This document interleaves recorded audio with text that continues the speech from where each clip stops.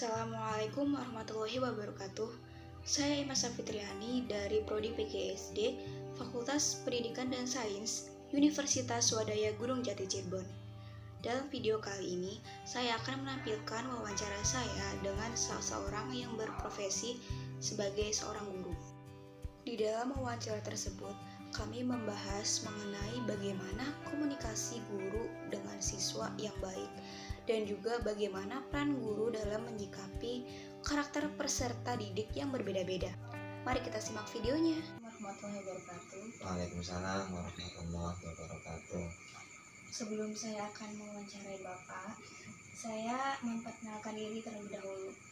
Nama saya Ima Safitriani, saya dari Prodi Pendidikan Guru Sekolah Dasar Universitas Swadaya Gunung Jati. Kehadiran saya di sini, saya ingin mewawancarai Bapak selaku berprofesi sebagai guru tentang mengenai komunikasi guru dengan siswa. Sebelum saya menyampaikan inti, saya ingin bertanya terlebih dahulu terhadap Bapak mengenai suatu kurikulum yang ada di Indonesia saat ini dan bagaimana sih tanggapan Bapak mengenai kurikulum merdeka yang diterapkan di tahun sekarang.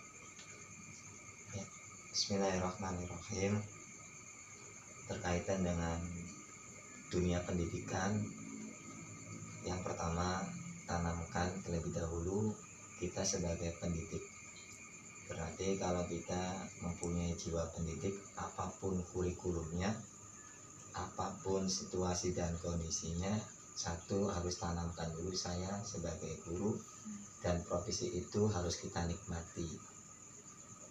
Nah, setelah kita nikmati, baru ke jenjang kependidikan, kaitan entah kurikulum Kurtilas, kurikulum 2013 ataupun kurikulum Merdeka, itu merupakan keinginan Kemendikbud atau Kementerian Pendidikan, kira-kira anak didik kita lebih profesional dan juga lebih maju sebagai generasi milenial. Dan saya anggap itu merupakan terobosan yang baik. Kenapa? Dengan adanya kurikulum Merdeka, berarti kita lebih maju berpikirnya ke depan, karena tidak bisa masa sekarang tidak bisa disamakan dengan pendidikan masa lalu. Oleh karena itu, dengan adanya kurikulum Merdeka, dengan keinginan Kemendikbud agar generasi milenial agar lebih baik, lebih maju ketimbang daripada generasi-generasi sebelumnya. Berarti tanggapan mengenai kurikulum yang sekarang adalah bagaimana sih memposisikan guru tersebut sebagai seorang yang benar-benar guru ya. Berarti tergantung bagaimana cara kita menyikapinya. Cara menyikapinya dan juga kita ini bisa melihat peluang yang terjadi di masa depan. Apakah kurikulum ini cocok diterapkan di satuan pendidikan atau belum, dan itu tergantung pada guru sendiri ya, guru itu sendiri.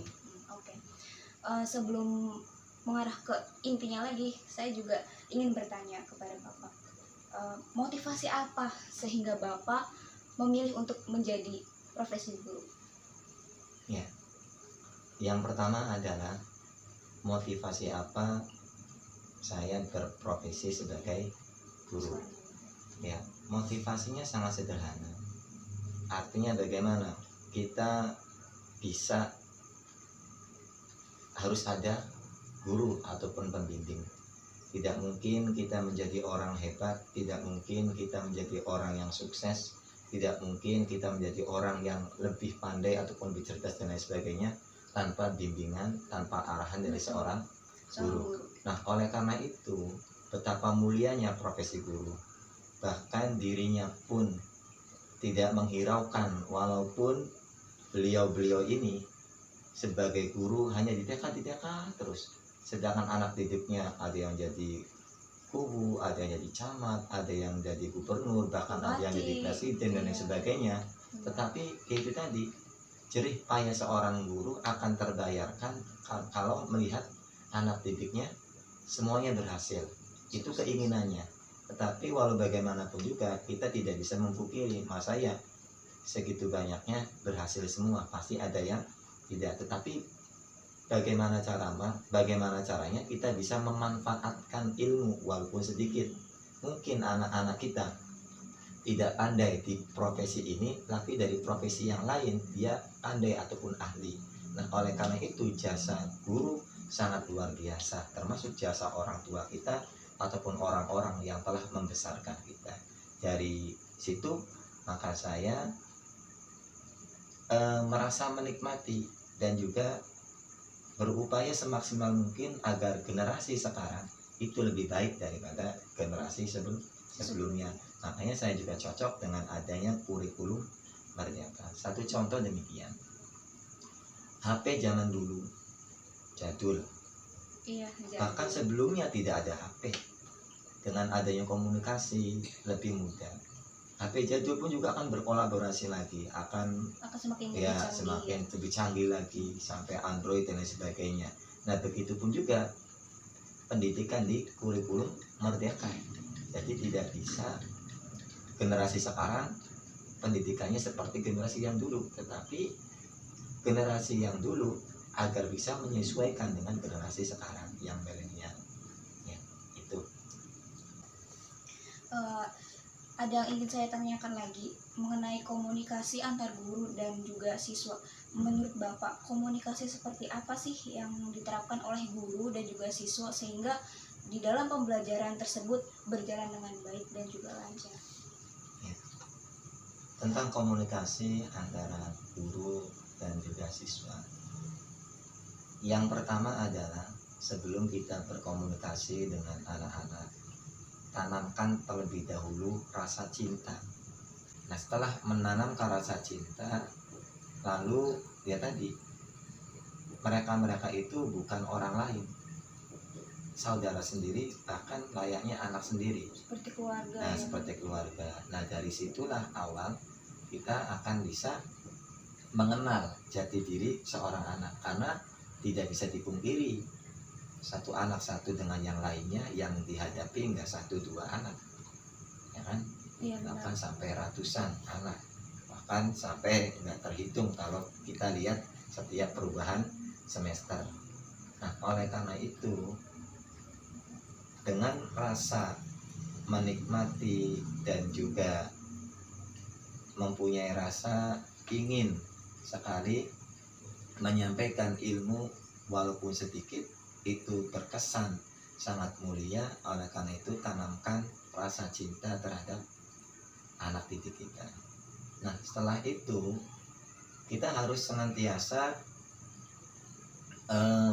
di samping kita mempunyai rasa cinta terhadap anak-anak kita, kita pun juga harus senantiasa waspada. Dalam artian waspada di sini, jangan sampai anak-anak kita kecolongan bahasanya. Kalau kecolongan itu artinya tingkah laku anak-anak kita zaman sekarang itu berbeda dengan zaman yang dulu. Oleh karena itu kita harus senantiasa waspada, harus senantiasa mengawasi anak-anak kita, bagaikan itu keluarga sendiri. Nah, kalau demikian insya Allah akan terjalin komunikasi yang baik itu melalui harian ataupun mingguan dan lain sebagainya. Yang pada intinya yang pertama adalah tanamkan rasa cinta terhadap anak-anak didik kita. Ya. Lalu yang untuk selanjutnya, tanggapan Bapak sebagai seorang guru, bagaimana cara menghadapi karakter anak yang kemungkinan besar dalam mengajar itu seorang anak memiliki kepribadian dan karakter yang berbeda. Untuk menghadapi karakter tersebut, seperti apa cara Bapak supaya pembelajarannya menjadi seimbang dan bisa berjalan juga dengan baik? Ya, memang itu sudah menjadi resiko dan pasti tidak bisa kita pungkiri antara satu anak dengan anak yang lain pasti berbeda karakter, berbeda bersifat. Apalagi itu yang kita punya anak sendiri yang kakak beradik pun juga berbeda Berbeda. karakter ataupun sifat, apalagi anak orang Orang lain. Nah, cara menyikapinya bagaimana? Itu tadi, kita di samping mempunyai rasa cinta terhadap anak-anak kita dan senantiasa mengawasi, senantiasa jangan sampai lalai. Dan ketika anak ini bandel, ketika anak ini susah diatur, kita harus mengingatkan, kita harus senantiasa mengingatkan. Dan ini termasuk anak yang luar biasa. Oleh karena itu, jangan sampai anak ini menjadi, katakanlah menjadi, kalau di tanaman apa namanya, benalu terhadap teman-teman yang lain. Oleh karena itu, kita harus lebih waspada dan lebih mengawasi anak yang bandel ini. Dengan cara bagaimana? Ya dengan caranya kita lebih mendekatkan lagi dengan melakukan nasihat, bimbingan kerohanian ataupun bimbingan konseling dan bimbingan yang lain. Bukan berarti kita marah, bukan berarti kita benci terhadap anak ini. Justru kita menumbuhkan rasa kasih sayangnya. Kalau dia malah kita biarkan nakalis pujareng kono, mau pintar silakan, mau bodoh silakan. Nah, kalau kita tidak peduli, berarti kita tidak sayang, tidak sepenuhnya cinta terhadap anak-anak kita. Ya, jadi dengan cara lebih mendekatkan diri terhadap anak ini yang bandel dengan cara menasehati, dengan cara bimbingan konseling, dengan cara bimbingan rohani dan lain sebagainya, agar anak ini lebih baik. Saya yakin anak-anak pun juga paham. Bukan berarti anak-anak ini membenci terhadap kita, dan insya Allah akan sebaliknya, anak ini akan paham bahwa kasih sayang guru, kasih sayang orang tua itu dibuktikan dengan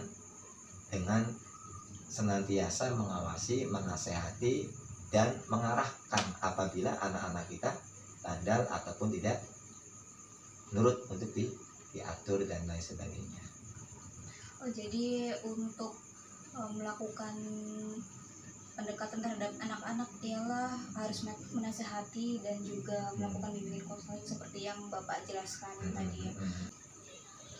Baik Pak, untuk mengakhiri percakapan kali ini, sebelum penutupan, Bapak boleh memberikan motivasi untuk para penonton di sini, bagaimana cara kita sebagai pendidik dan juga memotivasi orang lain untuk siswa-siswinya.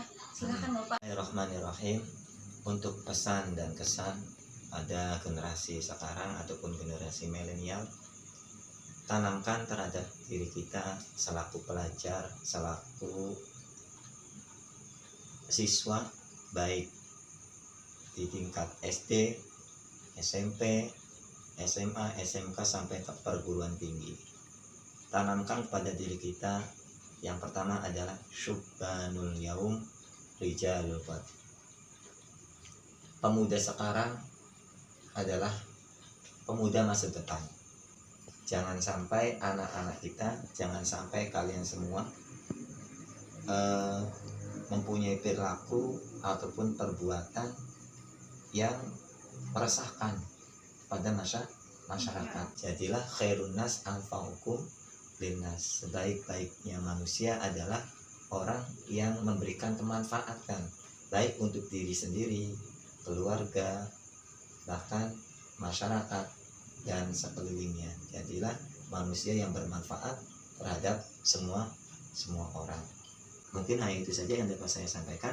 Kurang dan lebihnya wallahul muwaffiq ila aqwamit thoriq. Wassalamualaikum warahmatullahi wabarakatuh. Waalaikumsalam warahmatullahi wabarakatuh.